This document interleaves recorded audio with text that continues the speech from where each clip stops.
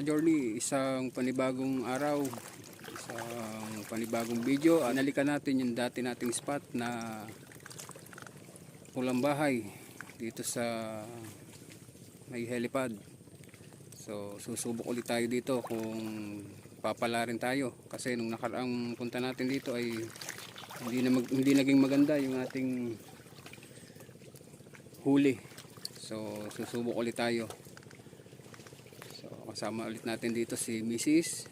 at si first time na makakasama natin sa spot na siya lang, si Boss Alfredo Alvarez. Kasabay din natin sila Mrs. RSG na bumaba sa may Malahe. Kasama niya si King Arthur, at si RSG raw ay wala dahil nasa Maynila. So shoutout RSG Adventures, shoutout.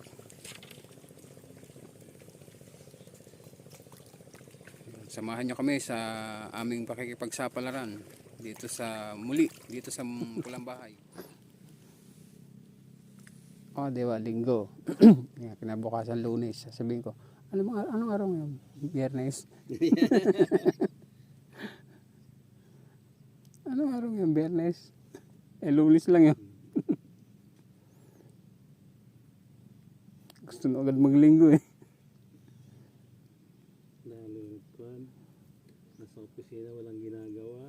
Ayun dali. Ba, ano to? Janitor? Yan, may janitor yan. Ito?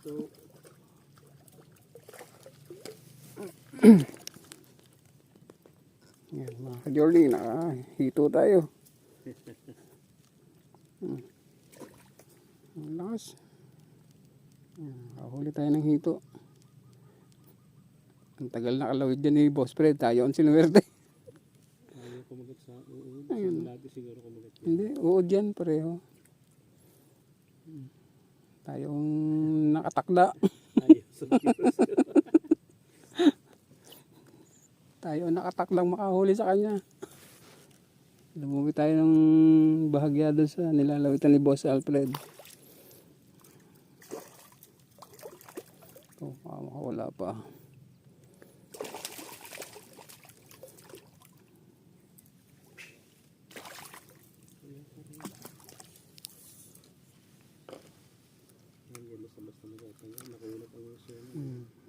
Lunok pati halos.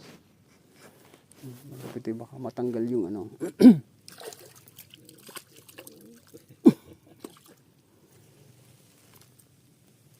First time ko to mga ka-journey. Nakahuli ng hito dito sa Talim Island. Ingat sa tibo.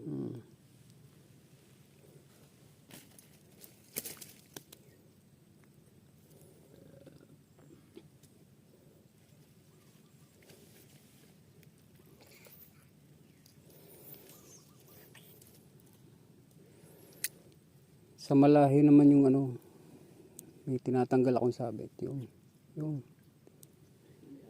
nakatilapia rin. Unlock na, unlock. Ulit tayo ng first catch. Alas 11 na, first catch. Ngayon lang mababasa yung bihagan eh.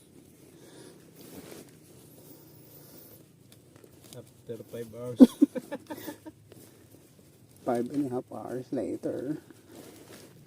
Papa, Ay, lumalaban! Ang laki. Ang laki! Flower horn? Teka, tatay, ko para sa'yo, dali. Sasend ko sa'yo. Baka makatakas pa eh. Teka. Ang laki. Flower horn. Tay! Ang laki. Huwag kang bibitaw. Masakit pa sa break up yan. Ayun na. O, tayo ibigay ko sa'yo. May batok na. Ano, flower horn pa rin? Flower horn. Pero mapula, okay na yan. Putat na eh. Napakahirap ng mahulihan ngayon eh. Para na rin tilapia ang laki. Boy, nitinda kaya namin yan. Huwag kang bibitaw. Yan ang masakit sa lahat, yung bibitaw. May batok na. Laki oh. Parang yung flower na nasa kwan. Yung flower na nasa aquarium. Yan mga ka-journey, yung tinatawag na flower horn. Nahuli ni Boss Alfred. Yan. Kunat ng uso. Abay, oh. Ang flower horn ay Ano ba yan? mas kilala siya bilang Midas cichlid. Napakatinig naman ang cellphone na to eh. Sige, Yan. humuli ka pa tayo ng isa pa. Kainis. Siya ay tinuturing na invasive dito sa lawa ng Laguna. Ibig sabihin ay banta siya sa lawa ng Laguna kasi napakabilis niyang dumami. Dahil lang flower horn or Midas cichlid ay very protective sa kanyang mga fingerlings. Siya ay nagmula sa Northern America, particular sa Costa Rica at sa Nicaragua. Yan. Ang tilapia ay invasive din Saan naman siya? kasi hindi naman siya talaga dito sa Pilipinas nagmula. Huli na. Ka-angler natin mga ka-journey sa taga Kalamba. Medyo hindi rin maganda ang kapalaran. Halos pare-pareho tayo ng kapalaran dito sa Pulambahay. Yan, shoutout sa mga taga Kalamba. Mga Kalamba anglers. Yan. Ayan. Yan, nagpaplanong lumipat yung mga taga Kalamba. Mga Kalamba anglers yan, nagpaplanong lumipat. Yan. At talagang medyo matumal sa pulong bahay. Yan.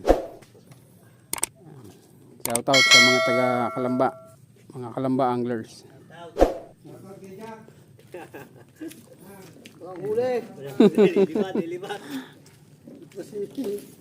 Yan, isa ang huli. Isa, oh. Ganun katumal dito sa Pulambahay.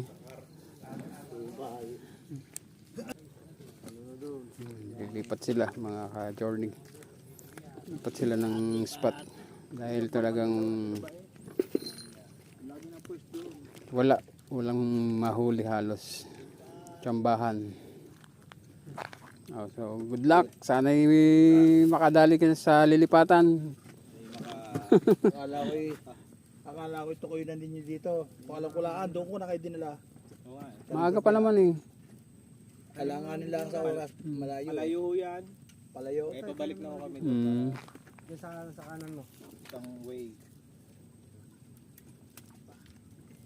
Good luck at ingat-ingat mga ka-anglers, mga Kalamba anglers. Yan. Shoutout kay Jack Baluarte. Doon po pwede yung mga baluarte nila. Sa Mausiw. Shoutout kay Jay. Doon marami na huli mga. Kumpare ni Benji. Kumpare Jack. Doon. Bagal yun to, sinausaw na sa tubig.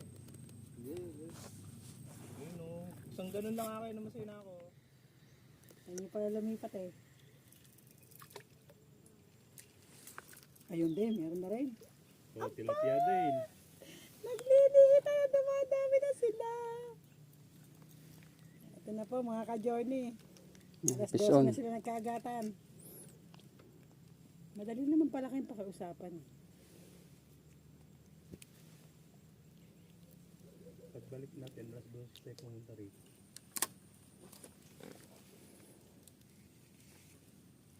Barakuda.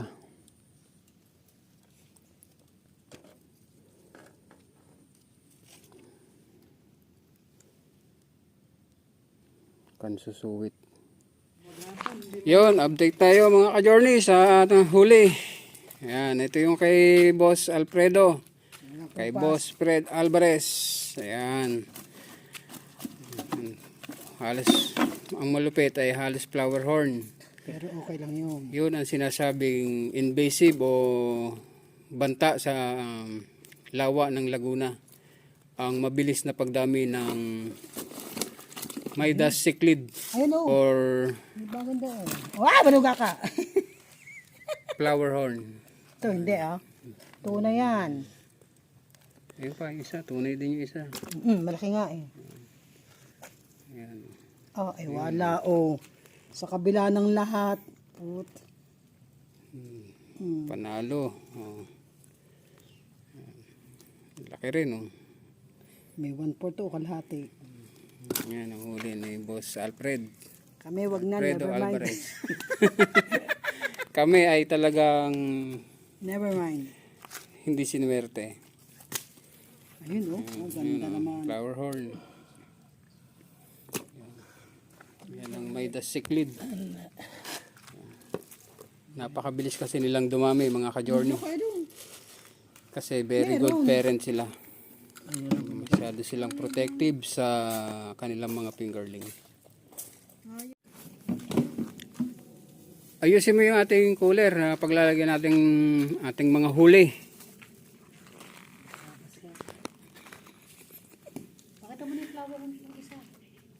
Iayos mo na yung paglalagyan ng ating mga huling mga tatlo. Ito ang ating huli. Yan.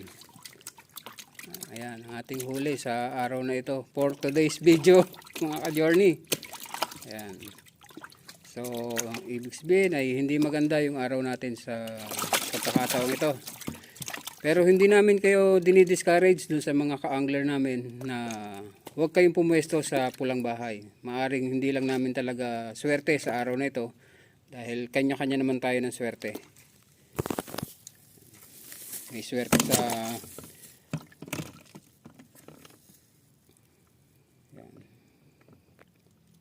iba yung swerte ng iba, iba yung swerte namin. So magkakaiba tayo ng swerte kaya nasa sa inyo kung gusto nyo pumuesto sa pulang bahay.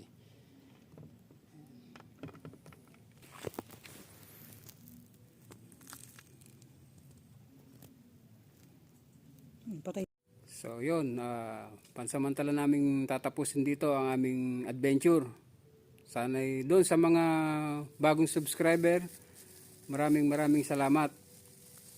At doon sa mga silent viewer ay maraming salamat din po.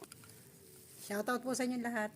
Salamat. At doon naman po sa mga napadaan po sa aming munting channel, paki-like, share and subscribe po para lagi po kayong updated sa mga susunod naming video. Hanggang sa muli. So long!